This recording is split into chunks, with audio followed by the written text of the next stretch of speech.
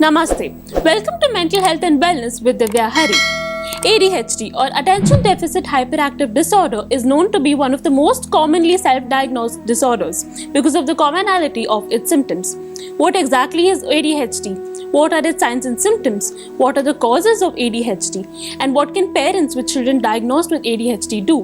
To talk about all this, we have with us today Mrs. Vaishnavi Madarkar. Mrs. Vaishnavi is a trauma integrative therapist and a counseling psychologist who runs her own private practice beyond superficial. Let us welcome her on our show today. Hi Vaishnavi, welcome to our show. Thank you, Divya. Thank you for having me here. Thank you. Like I previously mentioned, ADHD has been one of the most commonly self-diagnosed disorders. Right. A lot of my adult clients come to me and tell that they have ADHD. Right? So there is a lot of lack of awareness of what ADHD is. Right. Could you tell us what ADHD is?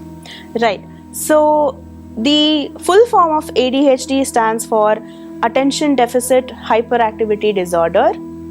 This is according to the DSM, right? But it is somewhere a misnomer. It doesn't completely include the entirety or the spectrum of symptoms of ADHD. When you say attention deficit, it could be partially true. Attention deficit meaning there is a deficit of the ability to regulate attention and emotions. It is not always deficit. When there is interest, when there is novelty, there is hyper focus, there is too much attention. So it is appropriate to say that it is an issue or a situation wherein attention and emotions are not regulated or titrated according to what fits the situation. Right. So why do you think a lot of people self-diagnose themselves with ADHD?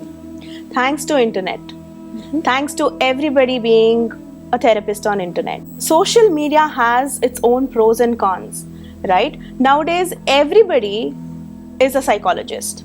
It requires for one person to have minimum qualification of masters to be called as a psychologist, right? Now, every bit and piece of information is consumed by people, by the audience, and they kind of self-diagnose thinking that it is ADHD, which also sheds light on the lack of awareness about what ADHD exactly is. It is also essential to understand that when it comes to mental health issues, it's a broad spectrum. There are many overlapping symptoms, similar symptoms, right? So it is very important to reach out to a thorough professional who can clinically evaluate and then give out a clinical diagnosis. Until then, please do not self-diagnose. If you are self-diagnosing, means that you are already seeing certain signs and symptoms. When you do that, when you see that, when you spot that, it means it is time to reach out to a professional. Yes. Right. So could you explain what ADHD is in layman terms and break it to the audience? So Attention Deficit Hyperactivity Disorder, according to DSM, it has got three subtypes. One is the inattentive type dominant, one is the hyperactivity type dominant, one is the combination type. When it is inattentive dominant, there is problems with attention, sustained focus, forgetfulness, and the short-term memory is kind of difficult to retain. That is inattentive type.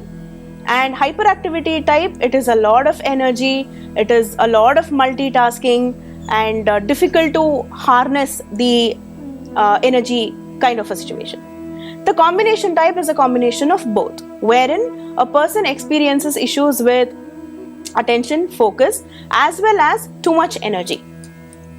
So this is just a superficial explanation, but going deeper, attention deficit hyperactivity disorder is also an issue wherein people experience difficulty with reckless behavior, risk-taking, time-blindedness. They cannot gauge. They either overestimate or underestimate how much time a task might take. They might take too long to get ready. They might not get ready until the last moment, right? So that is called time blindedness. And there is difficulty with regulation of emotions.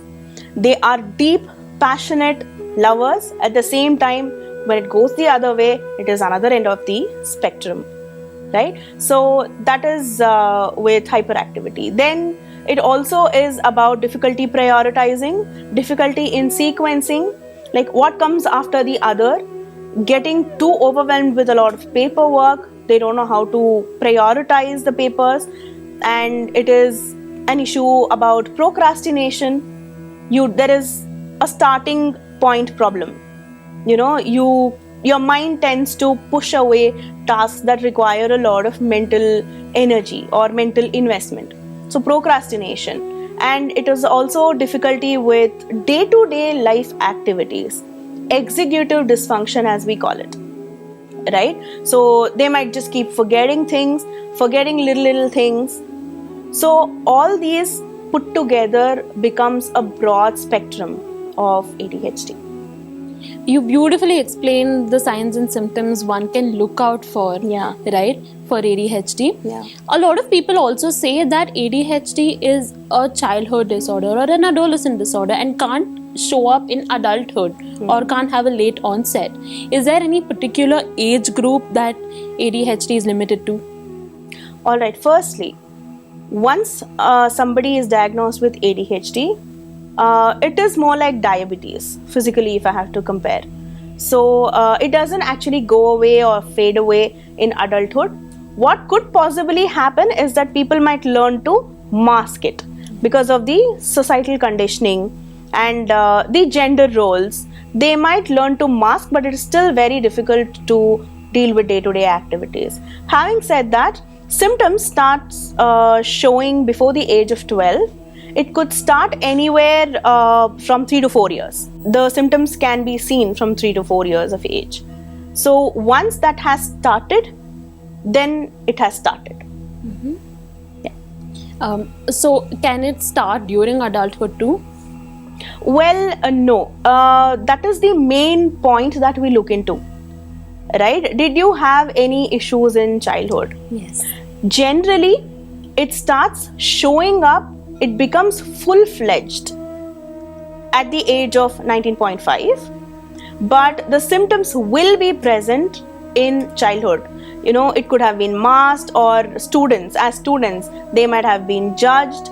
They might have been, not all, but some could be poor in academics. It is also difficult to note or spot the signs because some are extremely intelligent. People have this perception that if you have ADHD, you will be bad at math.